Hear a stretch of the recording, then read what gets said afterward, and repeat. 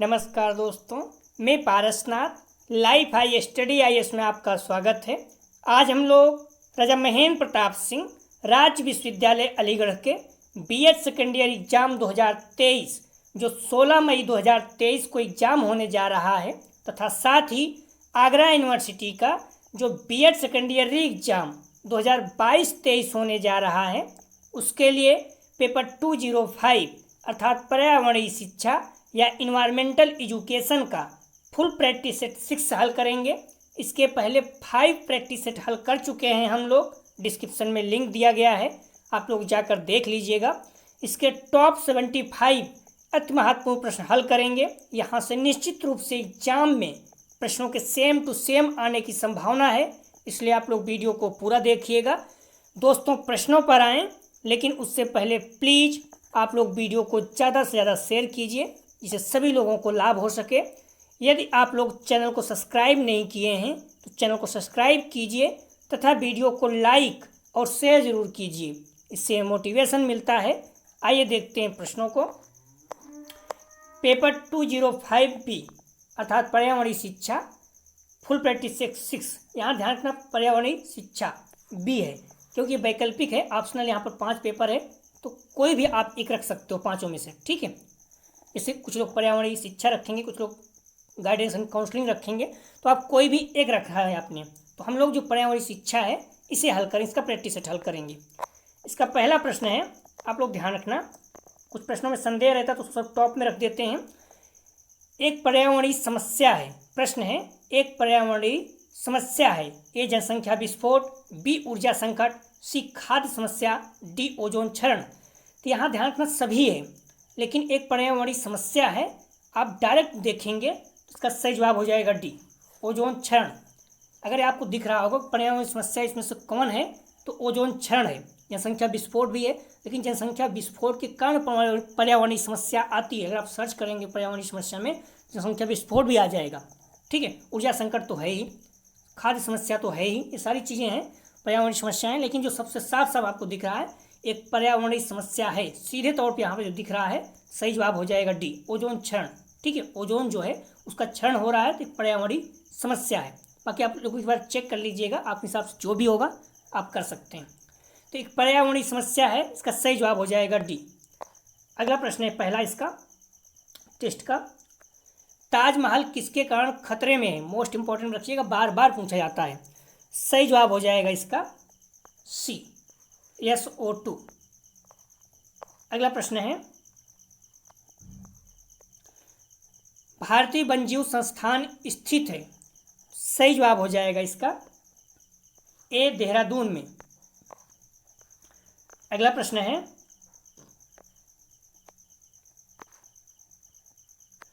भारत का सबसे बड़ा पवन चक्की संयंत्र है? सही जवाब हो जाएगा 3 का बी तमिलनाडु में। अगला प्रश्न है, पर्यावरण पर स्टॉकहोम सम्मेलन कब हुआ? सही जवाब हो जाएगा सी 1972 में। अगला प्रश्न है, हमारे वायुमंडल में सर्वाधिक प्रचुरता में पाई जाने वाली गैस है? सही जवाब हो जाएगा इसका बी नाइट्रोजन, लगभग 78%। अगला प्रश्न है, पृथ्वी का औसत तापमान है? सही जवाब हो जाएगा इसका बी 14 डिग्री सेल्सियस। 6 का सही जवाब हो जाएगा बी। अगला प्रश्न है, सफ़ेद क्रांति संबद्ध है अर्थात जुड़ी है? सही जवाब हो जाएगा 7 का बी दुग्ध उत्पादन से। अगला प्रश्न है, पर्यावरण शिक्षा को एक विषय की भांति किसने घोषित किया? सही जवाब हो जाएगा 8 का डी सर्वोच्च न्यायालय, ठीक है। इसको ध्यान रखना है, ये री एग्जाम 2020-21 में आ चुका है, तो उसी के अनुसार मॉडल पेपर के अनुसार हम चल रहे हैं। सर्वोच्च न्यायालय, ठीक है। कहीं कहीं NGT आपको मिल जाएगा तो आप अपने अनुसार देख लीजिएगा। लेकिन पर्यावरण शिक्षा को विषय की भांति किसने घोषित किया? सही जवाब हो जाएगा डी सर्वोच्च न्यायालय। अगला प्रश्न है, सुनामी शब्द किस भाषा से है? सही जवाब हो जाएगा इसका ध्यान रखना बी जापानी शब्द है, ठीक है। सुनामी जो है ये जापानी शब्द है। अगला प्रश्न है, तुलसी का पौधा कम करता है? सही जवाब हो जाएगा इसका ए, वायु प्रदूषण को। तुलसी का पौधा जो है ऑक्सीजन बहुत ज़्यादा देता है, इसलिए लोग इसे आंगन में लगाते हैं। कि प्राचीन काल से ही लोग कोशिश कर रहे हैं और लोगों को बताया गया इसमें भगवान बसते हैं। जो भी है कि लोग समझा पाना उतना साइंस आसान नहीं था, इसलिए मैक्सिमम चीज़ें उन्हें धर्म के अनुसार समझाया जाता था। तो कहा जाता था इसमें भगवान निवास करते हैं, लोग इसे अपने आंगन में लगाते हैं। इससे क्या होता है, बहुत ज़्यादा ऑक्सीजन उत्पन्न होती है, इससे क्या होता है, पॉल्यूशन कम होता है। ठीक है, तुलसी का पौधा कम करता है तो वायु प्रदूषण को, अर्थात शुद्ध हवा को करता, हवा को शुद्ध करता है। ये इसका सही जवाब है। अगला प्रश्न है, अफ्रीका के घास क्षेत्र कहे जाते हैं। सही जवाब हो जाएगा 11 का डी, सवाना जो है ये अफ्रीका के घास क्षेत्र को कहे जाते हैं। महत्वपूर्ण है, जो भी घास के क्षेत्र हैं मोस्ट इंपॉर्टेंट हैं जिन देशों में, आप लोग याद होना चाहिए। इसे पंपास है अर्जेंटीना में कहा जाता है घास क्षेत्र, पियरी अमेरिका में, वेल्ड जो है दक्षिण अफ्रीका का घास क्षेत्र है, डाउन्स ऑस्ट्रेलिया का है, सवाना जो है ये उत्तरी अफ्रीका और ऑस्ट्रेलिया दोनों में पाया जाता है, ध्यान रखना आप लोग। अगला प्रश्न है, पर्यावरण शिक्षा अध्ययन के लिए कौन सी शिक्षा विधि, पर्यावरण शिक्षा अध्ययन के लिए कौन सी शिक्षण विधि उपयुक्त है। सही जवाब हो जाएगा इसका डी, गतिविधि आधारित विधि, गतिविधि आधारित विधि, डी इसका सही जवाब हो जाएगा। अगला प्रश्न है, पर्यावरण चेतना संबंधित है। सही जवाब हो जाएगा ए, संज्ञानात्मक पहलू। यदि किसी प्रश्न में आपको संदेह है तो प्लीज प्रश्न संख्या बुक में है तो ठीक है, गूगल में मिल रहा है कहाँ पर, तो उसे आप लोग जरूर बताइएगा। अगला प्रश्न है,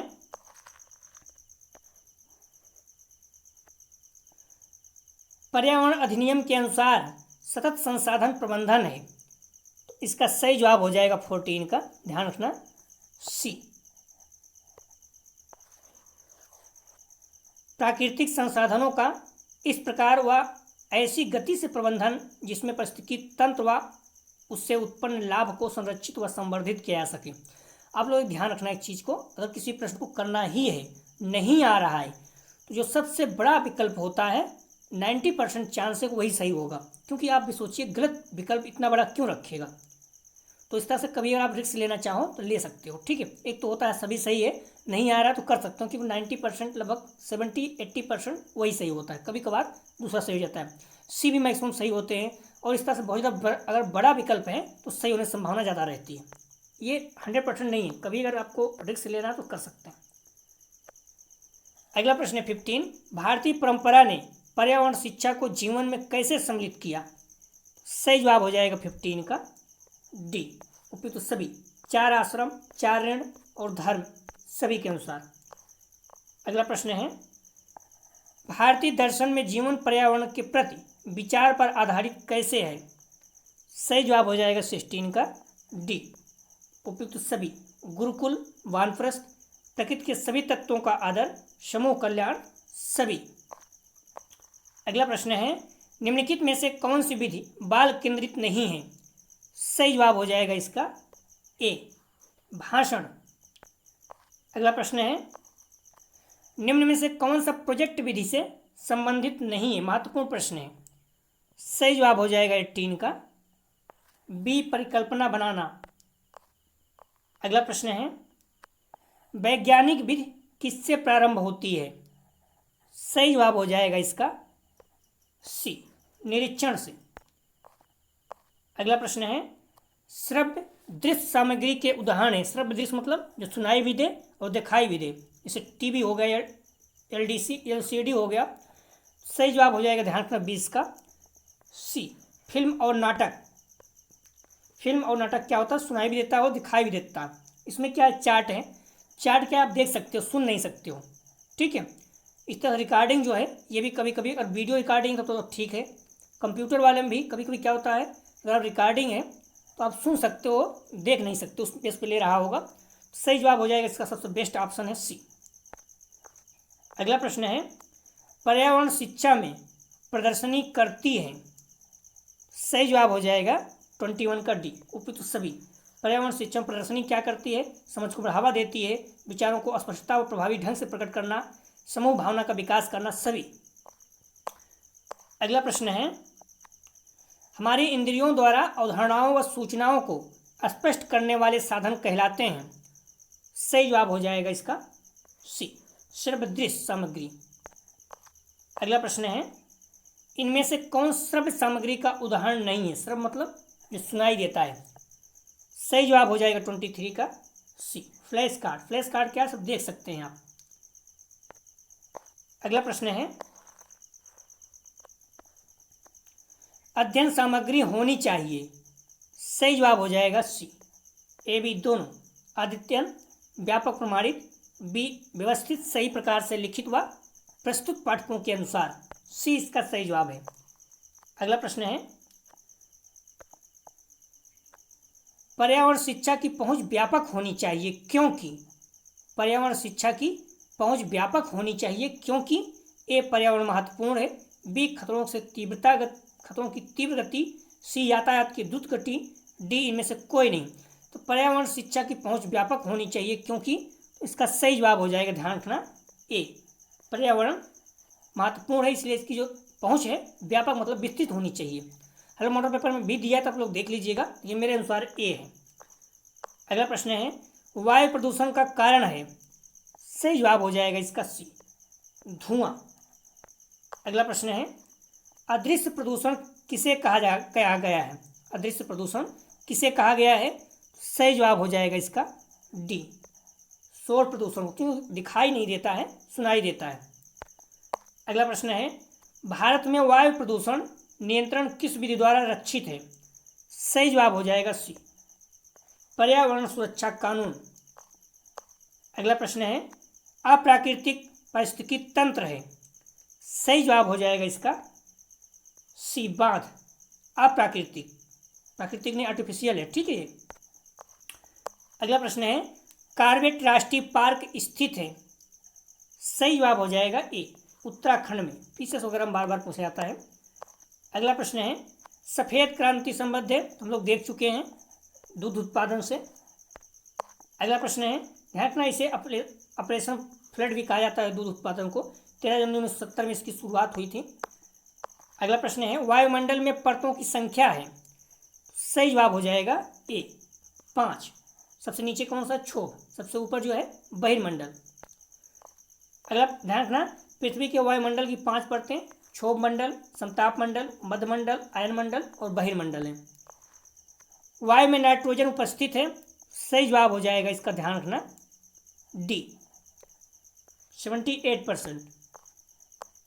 अगला प्रश्न है, वायुमंडल में ऑक्सीजन का स्रोत है।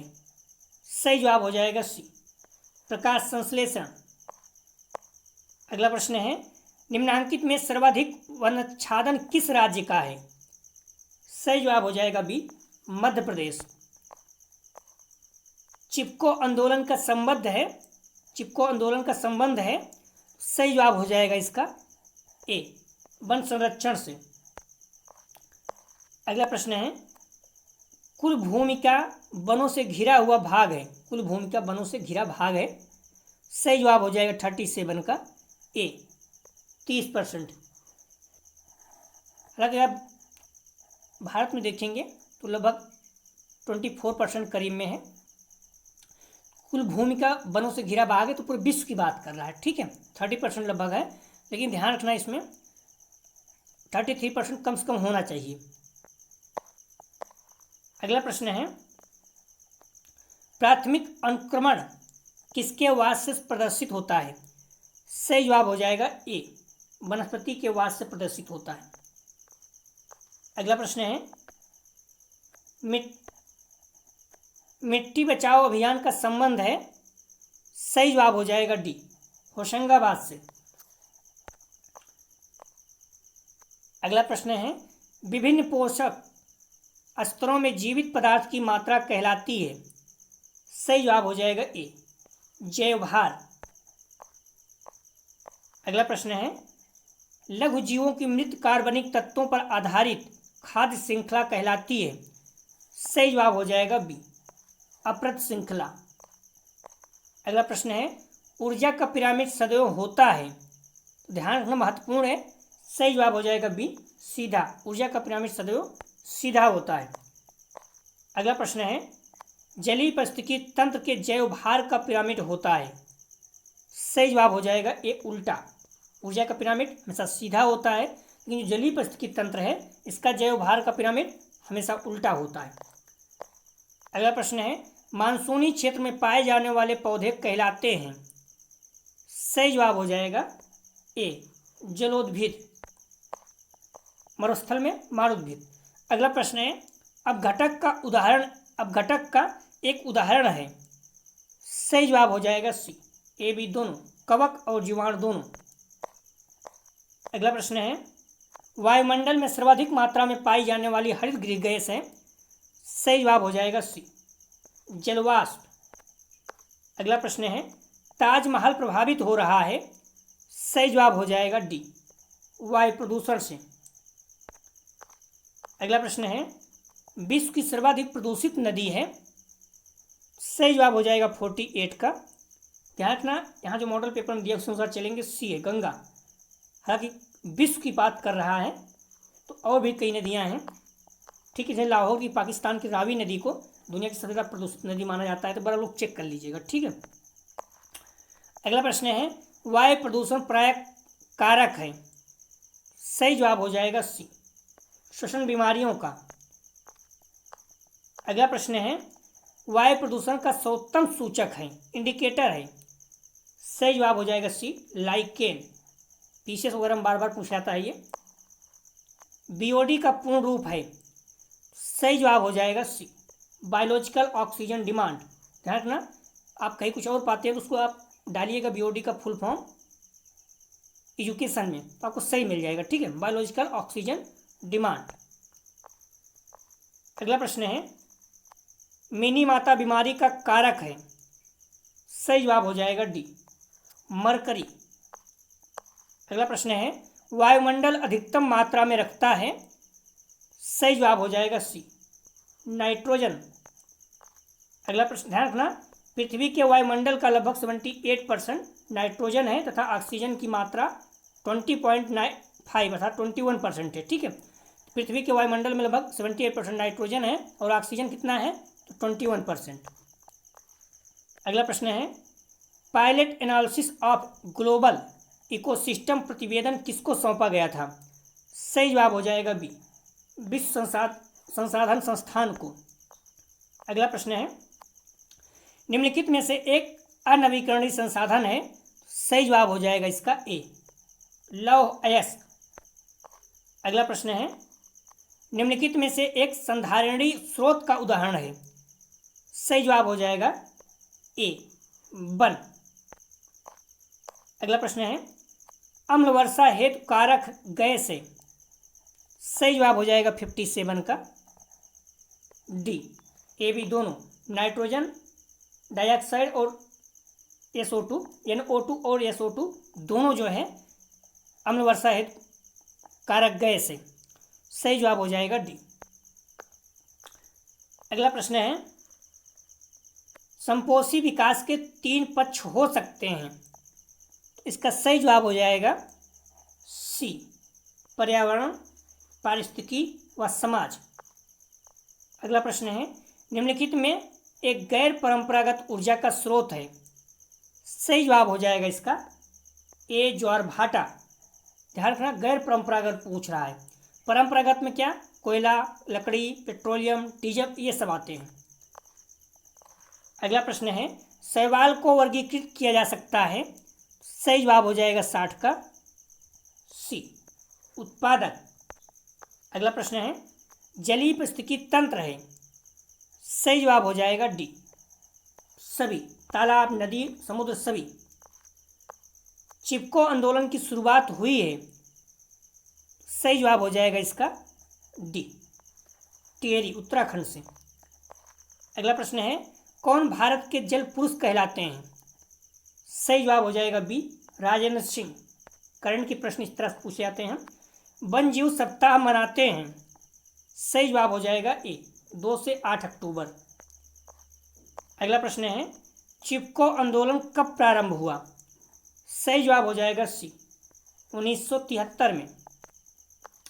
अगला प्रश्न है, प्रधानमंत्री मोदी ने स्वच्छ भारत अभियान कब प्रारंभ किया।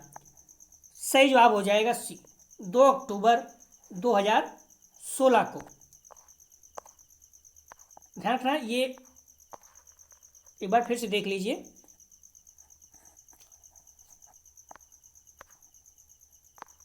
चिपको आंदोलन, इसका सही जवाब था सी। 65 चिपको आंदोलन कब प्रारंभ हुआ था? सही जवाब था सी। ठीक है। और 66 भारत प्रधानमंत्री मोदी ने स्वच्छ भारत अभियान कब प्रारंभ किया था? तो इसका सही जवाब हो जाएगा ए, 2 अक्टूबर 2014 में। ठीक है, महात्मा गांधी के जन्मदिन के दिन 2014 में जब पहली बार प्रधानमंत्री बने थे, तो उस वक्त प्रधानमंत्री जी ने स्वच्छ भारत अभियान शुरुआत किया था।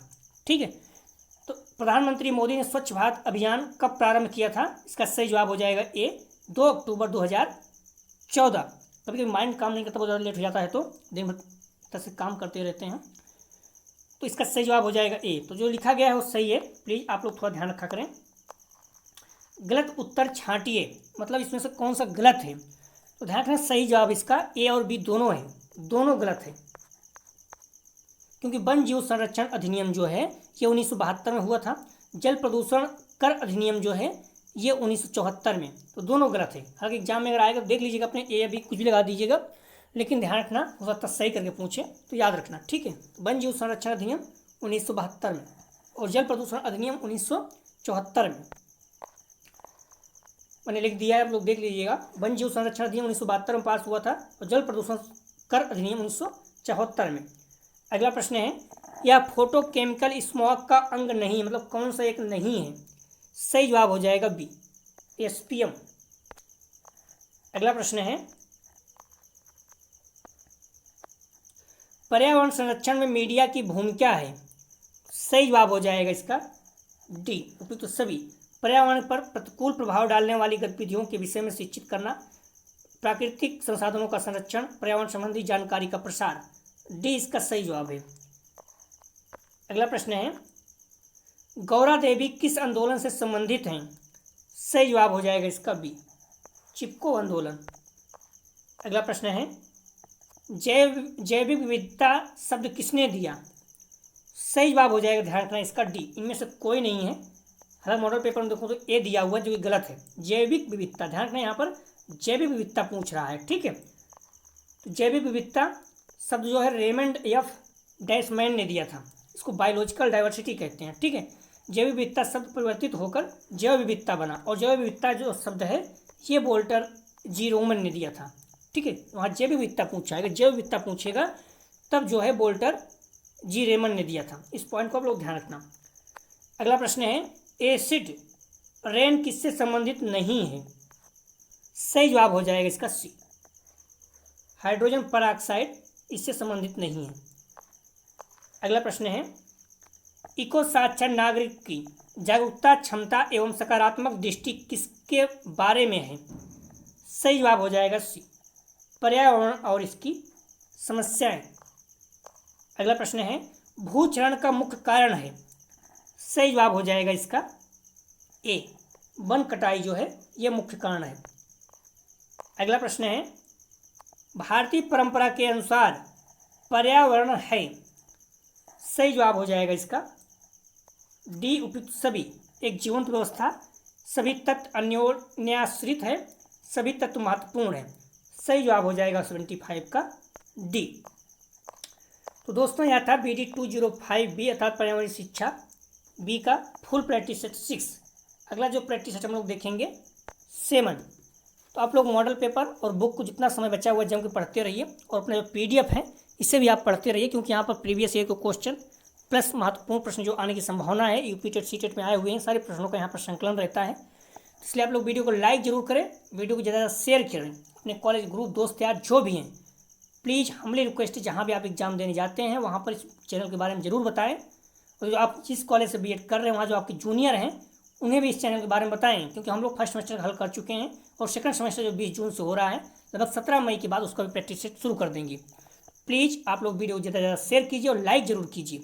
दोस्तों डिस्क्रिप्शन और कमेंट सेक्शन दोनों जगह पर टेलीग्राम व्हाट्सएप ग्रुप का लिंक दिया गया है, आप लोग ज्वाइन कर लीजिए, जिससे आपको नोटिफिकेशन प्राप्त हो सके और PDF प्राप्त कर सके। हमारी रिक्वेस्ट है वीडियो को लाइक और शेयर जरूर कीजिए। वीडियो देखने के लिए धन्यवाद दोस्तों।